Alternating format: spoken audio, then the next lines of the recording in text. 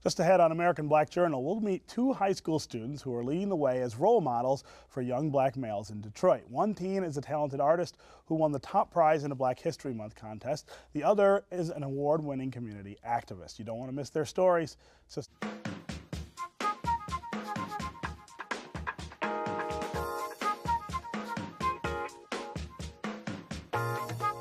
every month, Nickelodeon gives a deserving teen the Halo Effect Award for taking positive action in their communities. Halo stands for helping and leading others. In February, 18-year-old Daquan O'Neal of Detroit received the award for his role in developing anti-violence programs aimed at young men of color. He's featured in a Teen Nick spot. Take a look.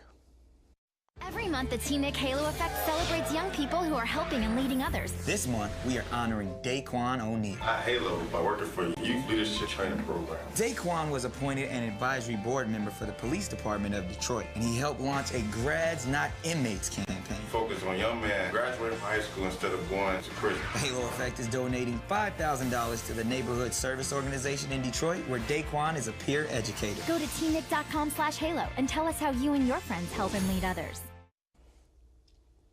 Joining me now are Daquan O'Neal and Frank McGee, who's the program director for the Neighborhood Service Organization's Youth Initiatives Project, where Daquan serves as a peer educator. Welcome to American Black Journal, and congratulations to you. That's a big deal. You know, I saw that Nickelodeon spot just now and recognized it because I have two young kids who watch Nickelodeon, and I remember them saying, that guy is from Detroit. So you're inspiring them too. Tell me about the program that you came up with. Okay, Grads Not Inmates is a campaign I designed to target endangered students that are getting pushed out of high school and led right into the streets and eventually led into the prison system. So I read the book Michelle Alexander wrote, The New Jim Crow Generation. And reading that book, it really inspired me because reading that book, I realized that this is happening in my own neighborhood. Yes, right. Seeing it happen in my own community, I was empowered to create a campaign that actually targeted this issue. This campaign was designed to make sure that my peers graduate from high school, go into a trade program or even college, and take care of their families in the future instead of going to prison and disrupting their whole family tree. So that's the reason why I designed that campaign. And so tell me how the program works. What are some Well, every Wednesday we have a literacy training where we teach the young man how to read and write. And also we have empowerment breakfasts every year to actually empower the young man and make them feel like someone do care about them. And even have them speak with positive male role models who we don't see in our household. Right. Most of our families do not have male figures in the household due to incarceration. So we just have these different initiatives to keep them focused and make them feel. Yeah. And what neighborhood do you live in? Osborne. Okay. And is that the high school you go to as well? That's Osborne. Okay. Very good. Yeah. So this is NSO. I'm very familiar with. I guess I didn't know that NSO was doing youth projects like this. Very extensively. This program is youth-driven. It's called the Youth Initiatives Project. It started in 1999 because the youth really wanted to address some of the issues around drugs and violence in their community. And all they wanted was recreational opportunities, leadership training, and the opportunity to go to college. And so we provided all the resources necessary so that they could be able to achieve those tasks. And Daquan is a product of all that hard work and support, which is necessary so our young people can have that opportunity to be successful. Right, right. You said something that struck me about, you know, you're bringing these people together to talk about this, but you're their age, right? You're not my age or older. How do they respond to that? Do you feel like they respond better because you're a peer? You know, peer engagement is powerful, and speaking with my peers and letting them know that I'm a prodigy of Osborne and I am doing something positive, empower them to do something positive. One of my best friends, Marcel Payton, is one of the guys who I talk to constantly. He was an ex-gang member, and I just told him, like, man, what you doing? You need to do something positive and turn your life around. And he realized that, and he's not a gang member anymore. He's now a part of YIP. Youth Initiative Project don't target just the great students, the good students. We look for the endangered students, the students that people gave up on, and we actually help them out and help them realize that they have a They have life other bigger than- opportunities. Yeah, exactly. Right. So And is the school working with you on identifying definitely the kids? One of my mentors, also Mr. Miller, is excellent help. And this is a teacher at yes, the school? he actually the dean of our school. Okay. And he had great support. He makes sure that we have opportunities inside the school as well. He is one of the guys who helped us drive some things in our school. Yeah, yeah. I would imagine that for NSO, you see all over the city opportunities to do stuff like this, or the need to get things like this started. It's absolutely necessary. As Daquan hit on earlier, a youth-driven process is so important. That engagement is a key to the success of our program, because in many cases these young people are so disconnected. The issue of trust is a factor because of that disconnection. And so it takes a young person to relate to them in a certain way that will allow them to be pulled back into the fold and help rebuild their community. And thus far, it's had a tremendous effect. We're going to do a youth forum later on this month to address the issues of transportation concerns, blight, and of course safety. And all this is being put together by the youth themselves, and Mr. O'Neill's part of that. Yeah. When you're talking with your peers about this, what are you hearing from them about the messages that they get other places about who they are and what they should be doing and things like that? Well, as a peer educator, it's important that you let the community educate you. And when I talk to my peers about these different issues, a lot of them really feel like they have no hope at times. But when they get introduced to YIP, they start to see that it is more opportunities. Like Mr. McGee said, we are having our youth summit later on this month, April 26th to be exact.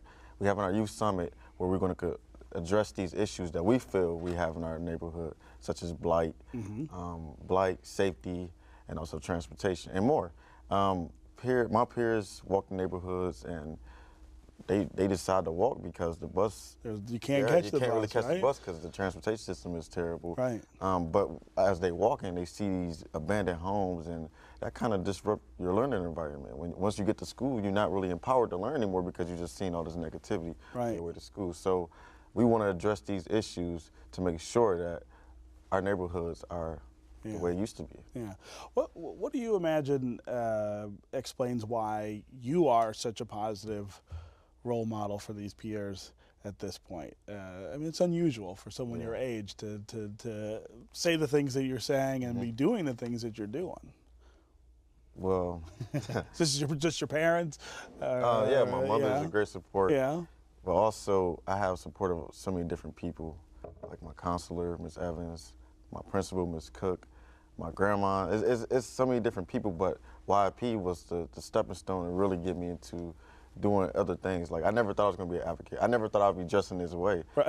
You know, when I got to high school, it wasn't really my goal to really become an advocate. I think my passion just took me there, and my passion is driving other people to become passionate about what they want to be in life. Sure. What year are you in? I'm a senior now. You're a senior. So what are your plans for next year? Well, next year I'm going to Grand Valley State University. Okay. And I plan on majoring in marketing, but eventually going into corporate law. Okay. Very good. Very good.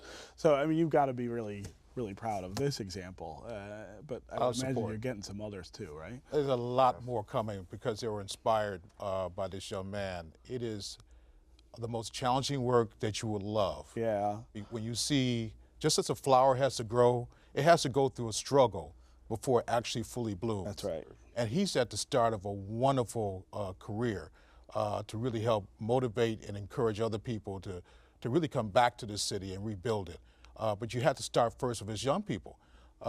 And to see so many young people influenced by him in a different way, former gang members who are now speaking out against things that concern them, even speaking to the director of transportation here in the city of Detroit, Dan Dirks. That was a phenomenal achievement that would not have occurred had they not been in this program. Right. Right. The Osborne neighborhood, I'm not sure all the viewers are familiar with it. I know where that is. I know what's going on there. Give just some idea of some of the challenges that you have in Osborne. Yeah. Safety is one. Yeah. Transportation is a huge one. students go to school late because of transportation. Right, because a lot of them ride DDOT. Yeah, DDOT, and and it's not the bus reliable. transportation system in the city Yeah. of Detroit is not accurate at all. Right. And also, one huge issue I believe we really need to be addressed in our neighborhood is blight. There's Yeah. too many abandoned homes. There's too many dark streets, and the roads are terrible. Yeah. We need to address the issue because this is our community, and when you look at our community, it's not really what we want to see. Right. It's right. terrible. The homes are ridiculous, and we need that issue to be The addressed. blight issue in that area in particular is, Yeah, is it's really concentrated. I mean, there's just a lot of emptiness, abandoned homes, right? And as black males, one issue we faced is going against the statistics and realizing that we have to become better than the statistics. So Right. that's an issue as a black male, and all black males in the Osborne neighborhood have to deal with, is fighting against the statistics of being incarcerated or end up dead. Right. And Osborne is a school that I feel like is headed in the right direction. There's a Yes. lot of support coming in from other places, trying to redirect things there. Mm-hmm. Yeah. Have you enjoyed your time there? You feel like you're getting what you should? Yes, I have enjoyed my time. I grew to become an amazing leader in my neighborhood, actually in the nation, and I never thought I would have achieved these things, but with the help of YP, who are definitely involved in Osborne, the help of my school, you know, I became this leader, so I definitely do not regret going to Osborne. Right. I have a decent ACT score, and my Yeah. grade point average is nice, and I got a substitute school I want to go to, so I'm not Yeah. disappointed at all. Yeah. So now when you leave, what happens to the program? Is there somebody Oh, yeah, coming definitely. behind you who'll take There will over be it? somebody coming behind me. Yeah. That's always important too, That's right? very important to make sure that you help the legacy to continue going on. So Right. it's definitely going to be more, not just one. Plenty Right, more more Yeah, people to do it. definitely. Oh, very good. Yep. Well, congratulations Thank to you, and good luck. Thank you. That's our program for today. Thanks for watching. You can get more information about our guests at AmericanBlackJournal.org. And as always, you can connect with us on Facebook and on Twitter. We'll see you next time on American Black Journal.